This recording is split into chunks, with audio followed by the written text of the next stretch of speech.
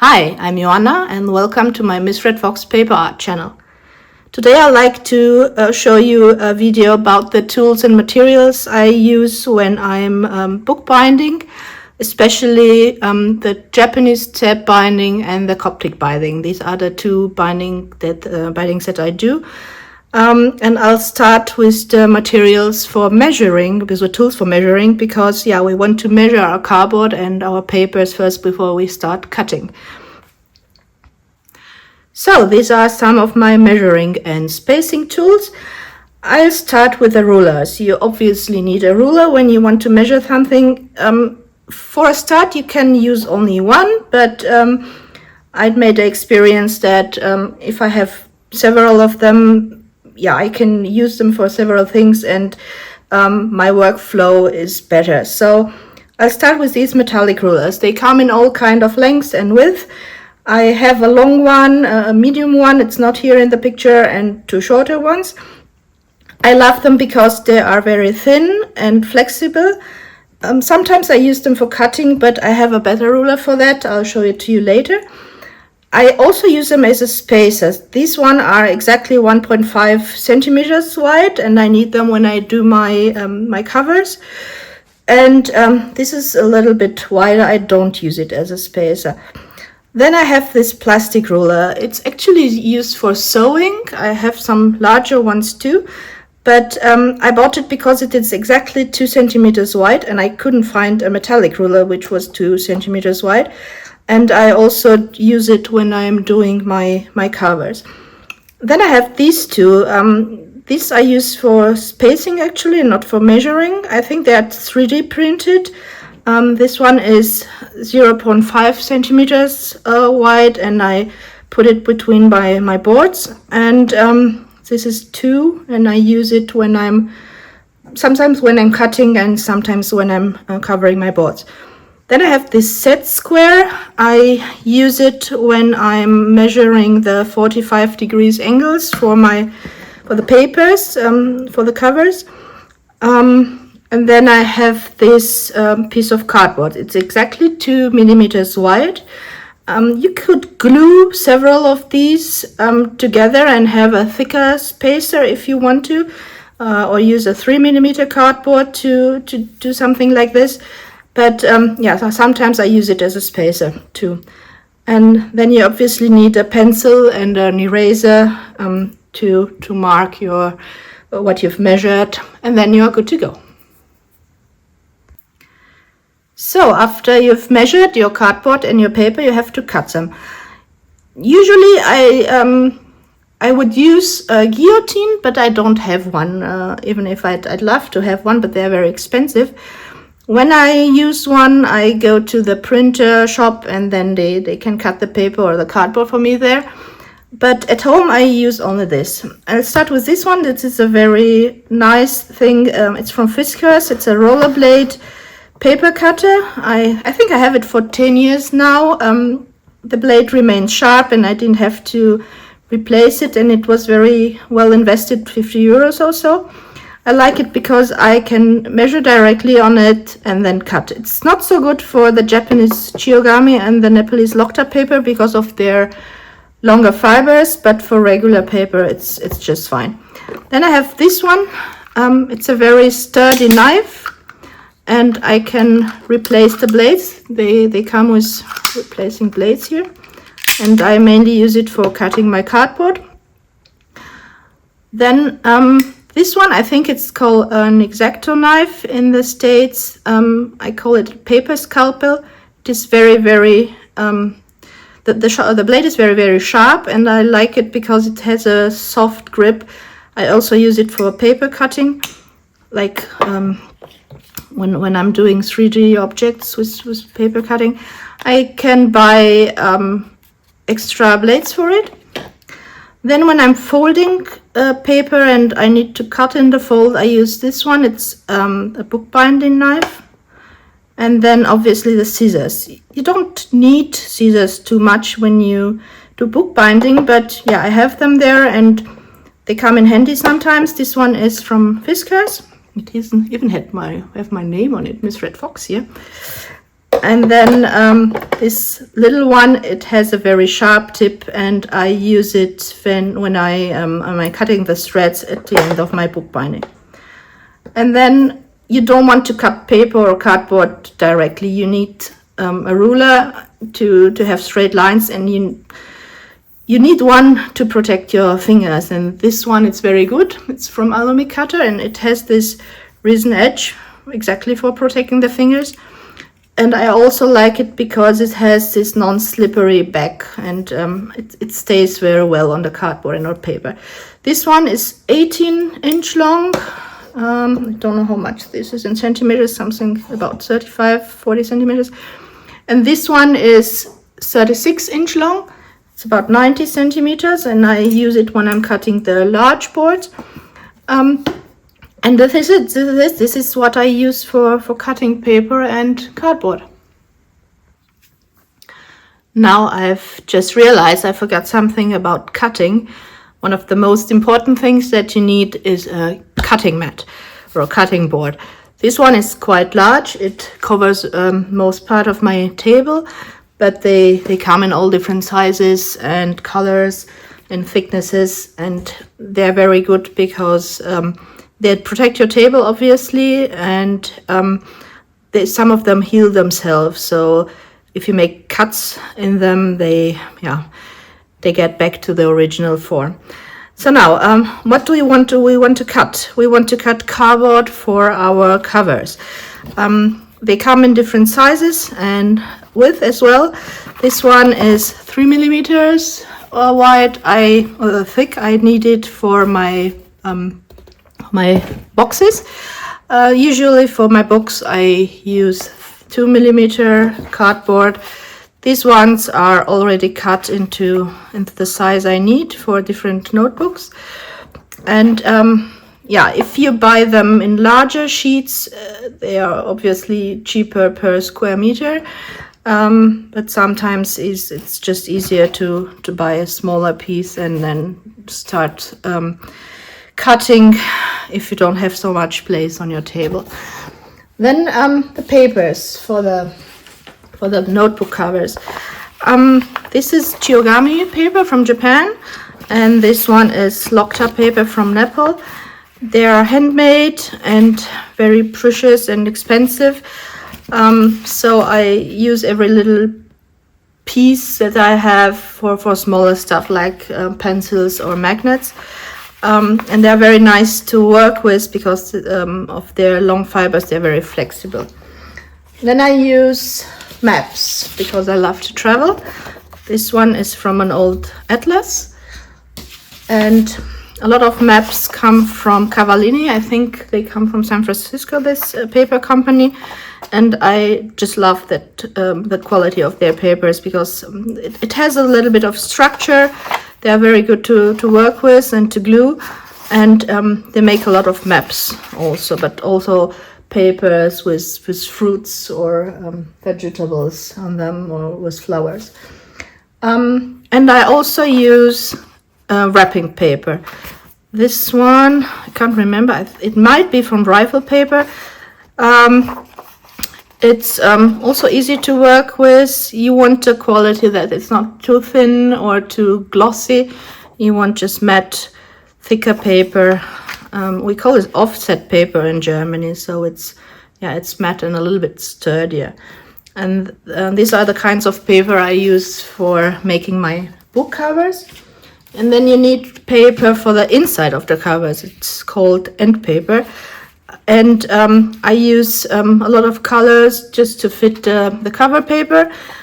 Mostly Canson Mitin paper. This is, I think it's 130 or 160 grams per square meter. And it has a little bit of structure too. Sometimes I use Tiziano from Fabriano or Lana Color paper. But they also come in larger sheets, 50 times 65 centimeters. And I buy them in different colors to make different notebooks from them. And then for my Japanese style books, I use booklinen. I'll show you how I use it. These are some books I made in Japanese tab with Japanese tab binding. I use them for the hinges because it's easier to turn the cover, and it's more flexible and it lives longer. So this is actually, it's fabric with a paper backing, and it's very nice to work with. And they usually come as rolls, so you can also buy them as sheets in very different colors and qualities. And this is what I use for making my book covers. Another thing that I like to use when making book covers is fabric. These are webbed traditional pattern fabrics from Japan, and these two are my favorite ones, my favorite pattern ones. This is Seigaha and Asanoa. I hope I've pronounced them correctly. And I really like to do books made of with fabric covers from time to time, because I think they are something special. And if I combine a Japanese tab binding with a Japanese fabric in a book, then this is something special. And I even bind them with red thread. I think it looks nice on it. It's something special. And not only make book covers from them, I also sew from them. But I really like to use them for book covers. But you have to know that if you want to use fabric for your covers, you have to prepare the fabric. Especially for thin ones, the glue would go through it, and you don't want this. So you have to prepare the fabric, and I can show you in another video how to do this. But for now, this is another idea of how to cover your books. After the covers are finished, you would want something inside your book, so the pages, and these are made of paper. And for my travel journals and my garden journals, I use dotted paper. Show it to you. I rather use this than lined paper because it's very subtle, and you can still write very nicely on it and have some lines, but you don't see them much, so it's very nice. And then you can obviously use white paper. I have it in different strengths and in weights, and I use it when I do my Japanese tab binding, because I think you can write on it, but sometimes if the book is larger, you can also put some pictures, or you can glue some pictures on it. And then I use this handmade paper, and I don't cut it straight. I tear the edges, so they are like deckled edges. And I think it's very nice combined with the fact that this is handmade paper and the edges are a lot more organic and not very straight. And then it looks something like this when it's finished. And this is a nice book. Then I also make books for artists. So this little one has watercolor paper in it. It's quite thick. I think it's 400 or 450 grams.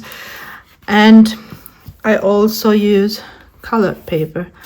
It's for drawing and making sketches, and this is something different, but yeah. So in principle, you can use a lot of kinds of paper inside of your book. It depends on what you want to do with that book. You want to write on it, then you want a smooth paper to be able to write with different pens or pencils on it, or with fountain pens.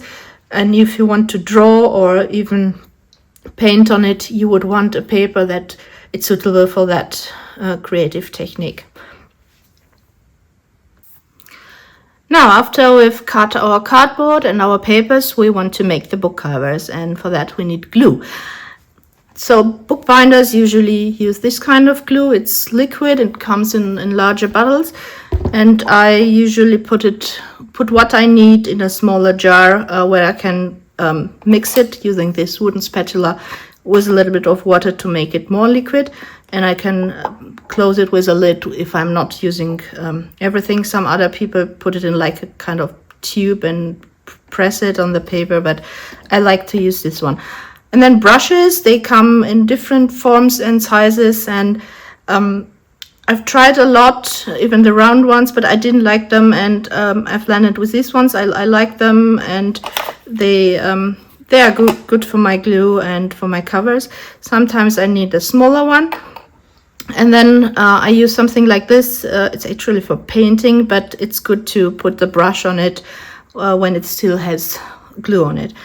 And then I have this one. This is actually something I need for my box making, but it's just a piece of cardboard that I've cut in an angle to be able to put the glue in the edges, to put it better in the edges. And then a very unpopular opinion probably, you don't use this kind of glue in bookbinding, but I sometimes do for smaller projects. I've tried a lot of sorts, but I've landed with this one that I use for ages now. It's Cocoina. It's made in Italy. It even smells well, and I like it, yeah, as I said, for smaller projects.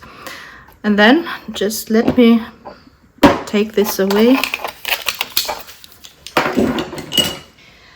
Then you've made your covers and you want to dry them, and if for this you'll need a book press. If you don't have a book press, you can obviously use some heavy books and just put them on your covers. But I've made myself a book press. It's made from 2 cutting boards from the kitchen, obviously new ones, and then with screws. You'll find a reel about how to do this on my Instagram, but I'll link it below as well. And then when you want to glue your covers, you need waste paper. And you obviously can use some magazines, but sometimes the color gets through. So I bought myself a cheap pack of A3 paper, which I glued here. And then I can glue on it and then tear that away, and then I'm good to go. And I also use this kind of paper, fold it and put the covers of the books here, and then staple them in my book press to dry overnight or for 1-2 days, depending on the size and of how wet the glue was. And this is it. If I'm making larger notebooks, I sometimes like to score the pages so they open nicely. And for that, I use this scoring board. I put the piece of paper here, every page at once, and then I score with this thin bone folder at the position where I need it. And then to fold, but even for gluing, especially for gluing, I use bone folder. They come in all kind of sizes and materials. I prefer this one. It's made of Teflon. These are made of bamboo, but the Teflon ones I like because they don't let the paper underneath get shiny. Some plastic bone folders, like this one, would make the paper shinier, but this one not. So this is the one I use the most for scoring, for folding, but also for gluing or for pressing the paper on my covers. To bind a book, you would need holes. You need holes in the covers, and you will need holes in your paper or in your signatures. And for that, you usually use an awl. They come in all kinds of sizes, some with a thinner needle here, if you like. This is, I think it's a Japanese hand drill, but I don't use it much. I usually use my awl, and I either use a template that I made, so to be able to punch the holes in the same places for every notebook I made in this size, or this is another template. I use it like this in my signatures. Sometimes I use this one. I bought it online and it didn't have an end, so I made one. I think it's called a cradle or a punching cradle. And you put your paper here inside your open signature like this, and then this one, and you know which holes to use to get the pattern that you want. I also use some clips to hold the papers or the cover in place to get the holes in the same place. And sometimes I use these two. It's a large and a small crocodile from We Are Memory Keepers, or We Are Makers as they are called now. I use this especially for my larger Japanese step binding books. And I use these ones for making the holes for the elastic bands or for the eyelets when I use some, for example, in my travel notebooks. And this is all that I need and I use for making holes. After you've finished your covers and you've folded and scored and prepared your pages and your signatures and you've made your holes, you can finally bind your book or sew your book. And for that, you mainly need thread and needles. To start with the thread, you can use something already waxed. You can buy it online or in specialized shops. Mainly, you can find it online under the name of Irish linen thread. It already has a quite good amount of wax on it, so it stays in form, in place. And I use it a lot, but what I use more is these ones. They are from a German company called Garn und Meer, and they do a lot of linen and cotton thread in a couple of colors, and in several colors actually, and they come in 1 millimeter thickness or in 0.5. These are linen, made of linen. They are not waxed, but you can wax them. And they also have metallic threads, which I sometimes use when I'm doing books covered in Japanese chiogami papers, because these one have a lot of golden details of it. And yeah, it's a special book then if the thread is metallic or golden to go with the paper. The wax you can buy in little pieces and then wax or thread with it. It's more flexible then, and it makes better knots at the end. And I like it like this. And then the needles. Most bookbinders use these kind of curved needles, but I have to be frank with you, I've tried them a couple of times and it did work for me. I didn't like them, so I use these ones. They're a little bit longer and thicker than normal hand sewing needles, and I have a couple of them in this little paper that I've prepared, so I have them handy whenever I need them. And this is all, thread and needles. You don't need more for sewing and binding a book. Only the scissors at the end to cut the rest of the thread that you need after you've made the knots. These are some tools and materials that I also use for my bookbinding. They are very helpful, but I can't put them into a category like the other ones. So these are my extras and I wanted to show them to you too. So I'll start with this one. This is an electronic measuring tool. I measure my cardboard with it when I can't remember how thick a piece was, if I didn't put a note on it, which I would recommend. Then I have double-sided tape. I fix the envelopes inside of my notebook covers with them. Elastic band, which I use with these eyelets, which comes in different sizes and colors. I use it to close the books, and satin ribbon, which I use as a bookmark. Then I've made myself over the years some patterns, some templates for different kinds of notebooks that I make, and so I don't have to measure each time. I can use them to cut, or I don't have to measure each time where my holes have to be. So my workflow is faster like this. And I have these gathered together in this little template books, if you like.